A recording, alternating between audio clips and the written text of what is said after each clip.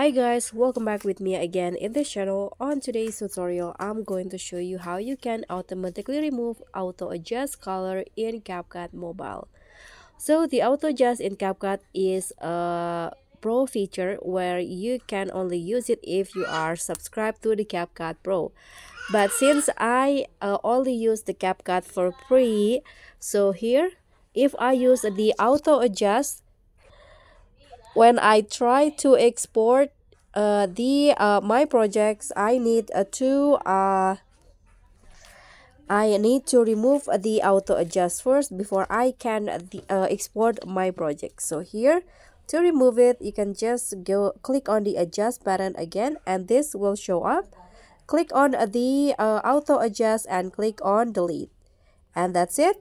Now the auto adjust is removed. So that's all from me. Thank you so much for watching. Don't forget to like, comment, and subscribe. Also click on the thanks. Bye.